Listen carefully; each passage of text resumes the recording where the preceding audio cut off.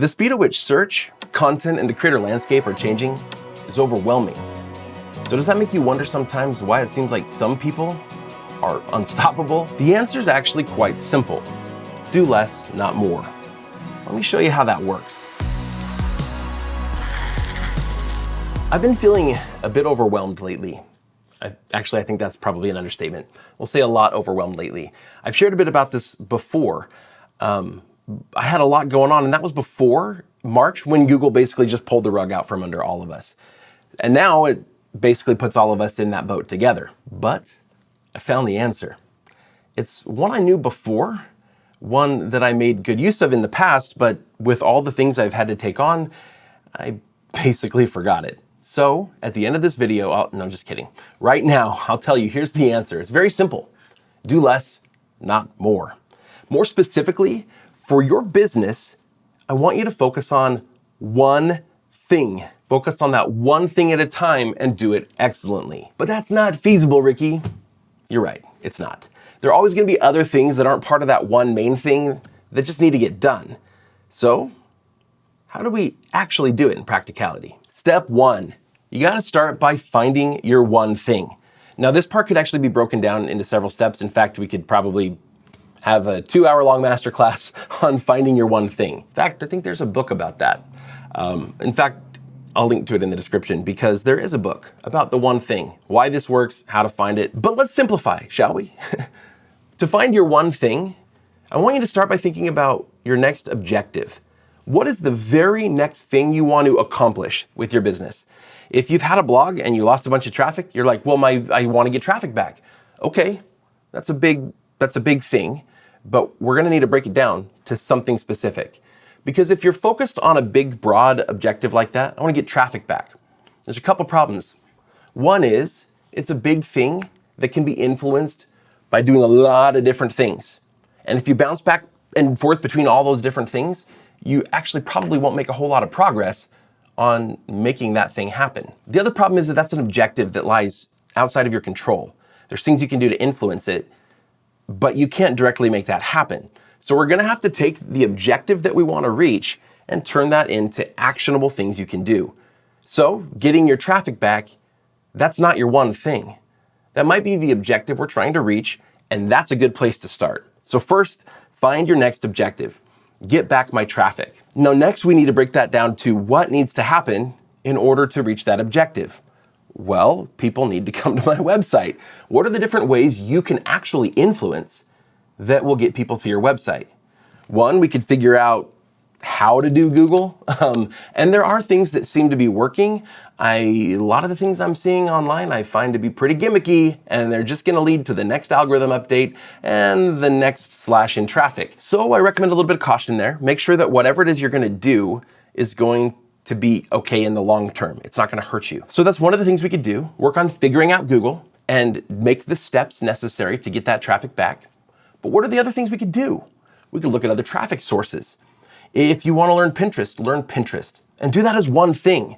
If you're trying to learn Pinterest, Facebook, Instagram, and a bunch of other stuff all at the same time, it's too many things. So pick one, learn it, come up with a process, implement it, and then move on to the next. If you need more content, maybe you wanna build more topical authority on your website. So you're gonna do some search analysis and create some really good clusters, and then we're gonna create all that content. Great, focus on that. That doesn't mean only write blog posts all day, every day, but that's the area of focus. And you're gonna do it until you do it excellently. Maybe you're gonna focus on outreach. You're gonna focus on getting interviewed on podcasts and then doing excellent podcast interviews so people want to come to your website. Maybe you're gonna focus on PR campaigns, like legit ones. Maybe you're gonna do some Haro. Whatever it is you're gonna do, learn how to do the one thing, do it really well. Doing a little bit of 20 things, chances are you're not gonna do anything. Okay, see that? We started with objective, and now we've moved forward to specific things that we can do to help influence that objective. And now we're gonna take that list of things we could do, and we're gonna pick one area of focus. Now, here's something to keep in mind. I'm saying one thing. How long you do that one thing is up to you. I mean, it may be that you need a day. It may be that you need a week. It may be that you need a month. If we're creating a bunch of content on a brand new website, I'm probably only gonna do that for like a whole month. But if it's learning Pinterest and creating a bunch of pins, yeah, maybe I'm going to spend a week or two on that. Work my way through the Pinterest course in Project 24 and build out my Pinterest profile, create a bunch of pins that are going to last me the next 2 months, and whammo, we're good to move on to the next thing. Sometimes you'll find a one thing that really is a 1 day or even a half day one thing where you can really focus and do what we like to call a cave day, essentially where we get rid of all distractions, let the people in our lives know we are not available, and no, just distraction-free, highly productive work. So what is the specific thing you can do to make your outcome happen? And pick one and focus on it. Now, as you think through that, if you want to pause the video and actually do that exercise right now. Nobody does that. I listen to audiobooks all the time and they're like, now pause this video and go do the exercise. Okay, good job. Now let's move on to chapter 2 and why left-handed minorities. Then they move on and we don't pause the book. Do the exercise if you can pause it for just a minute. But if not, whatever, come back to it. I'd love to hear what your one thing is. What is the thing that you're gonna do next? Share it in the comments. Now, just as important as figuring out what your one thing is and having a plan to do it is step 2, which is figuring out how to stop doing everything else. Now, there are probably some things that you can't just stop doing. I don't recommend not checking your email and replying for like a whole month while you focus on one thing. So here's what we're gonna do. Step 1, sub-step 1.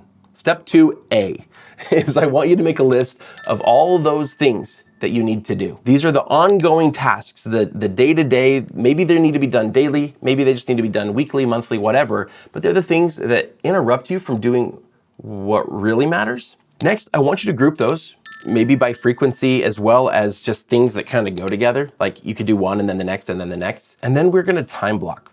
And you need to, if you're gonna time block, you need to do it religiously. We're actually gonna put time on our calendar for doing those things, and we're gonna make sure we fit it in that time. So just like when we're doing the one thing that's really important, and maybe we're gonna take a cave day and we're gonna close the door and everything and people are gonna leave us alone, we're also gonna dedicate 30 minutes, 60 minutes, whatever, to those other tasks. And we're gonna do them together as one big task, get them done and out of the way. The more time that you spend switching back and forth between tasks, checking your email 1,400 times a day, it's not gonna be very productive. Jumping onto social media for something real quick and finding you scrolled for half an hour, it's not gonna be productive. And it could be that some of those unhelpful tasks or whatever, those things that maybe need to get done, but that aren't moving you toward that goal, some of those things might be like rest and relaxation.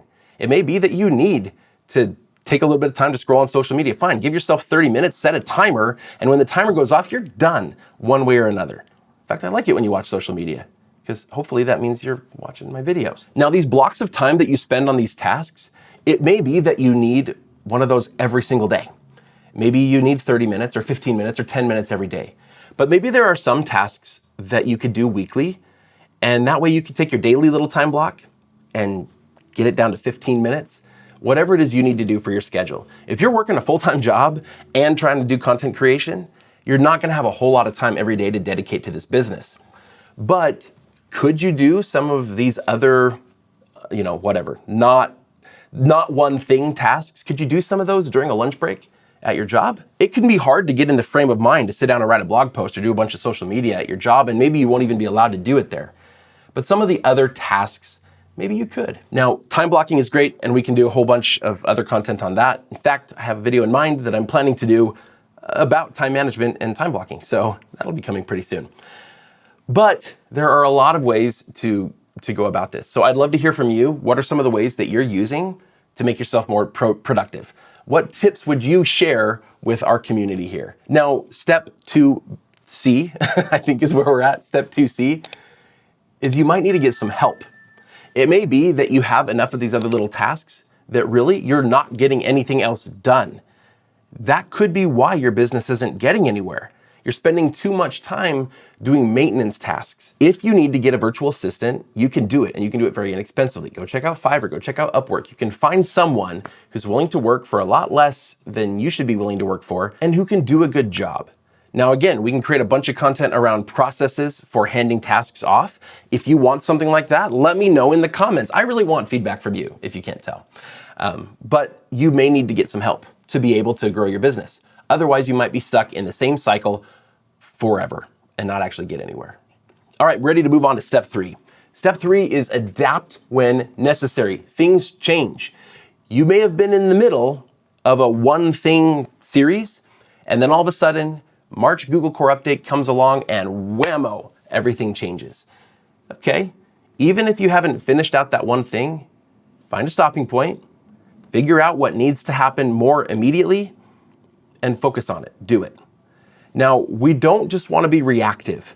Things are going to change around us all the time. New AI tools are going to come out like 20,000 a day. And you can't be on top of everything. And so there's a good balance that we need to strike here. And that balance is balancing long-term value, like the things that we want to focus on, your one thing, should be something that supports your long-term vision for what you're going to do with your business. But it also needs to be something that's going to help you in the short term. We can invest our time into building out things that will hopefully pay off down the road. But sometimes in doing that, we get no benefit from it in the short term. So figure out what your short-term needs are and pair those with your long-term goals. And that's going to help you when things change and you need to adapt. Make sure you keep that in mind. Otherwise, you're going to find yourself just chasing all these little changes as they come along. Okay, step 4, this is critical. Measure your gain. There's a fantastic book called The Gap and the Gain. This is by Dan Sullivan and Ben Hardy. Fantastic book. The Cliff Notes of the Cliff Notes of the Cliff Notes version of this is essentially when we look at what we want, our objective for the future, that's a gap, right? We're here. Here's where I want to be someday. That's the gap. The problem with the gap is unless it's like the goal is very concrete, you never reach it. And that's because as you improve and your business gets more successful, your objective is going to always move forward, like a mirage in the desert. Perfect analogy. I wish it was mine. But even when you set it in concrete and you say, this is the objective, when I reach it, boom, I'll know I reached it because I set it for sure. Like it's numbers based. Okay, that's fine. But when you reach it, you won't be satisfied and you probably won't be very happy about it and you won't think about how far you've come. The gain is the opposite. So here's where you are. Here's the gap, like where we want to get to and the space in between. But here's where we used to be. And measuring yourself versus where you were before, that gain, that's where you see how far you've come. And that's what's going to keep you motivated and keep you moving forward. It actually makes a huge difference. So as you're doing your one thing, I don't want you to look forward to some out there objective that's an ideal that you'll never reach. I want you to look at where you started. So make note today. This is where I'm at today. I'm going to do this one thing. And this is like what I hope to accomplish by doing that one thing. But here's where I am today. And then as you actually accomplish that thing, I want you to look back and see what you accomplished. Measure your gain. As you do that, you're going to be a lot happier with the work that you did. You're going to feel way more fulfilled, and it's going to energize you to do more. I found that one of the biggest reasons I have felt overwhelmed is because I'm focusing so much on what needs to happen, where I need to get to, how I've fallen short, that I end up just criticizing myself like crazy, mostly subconsciously. But that criticism leads to feeling overwhelmed. It leads to demotivation. And that tends to actually prevent me from moving forward with taking the steps that would help me actually get to where I want to be. Overwhelm is dangerous because overwhelm will cause you to be paralyzed. Don't get paralyzed. Let's not be overwhelmed. Let's let the anxiety go. Let's focus on what we can do, and this is how you do it. You picked that next objective. We figure out what it's going to take to achieve that objective. We plan how we can set aside all of the other things so that we can focus our attention on the one thing for the most part. We allow ourselves to adapt as necessary, and then as we're going, measure your gain. That's a path to staying motivated all the time and to achieving great results. And here's my promise for you. By doing one thing, you're going to accomplish so much more than you're probably accomplishing right now because you're going to be accomplishing the thing that's actually going to move you closer to your goal. Thanks for joining me today at Income School. I look forward to seeing you in our next video.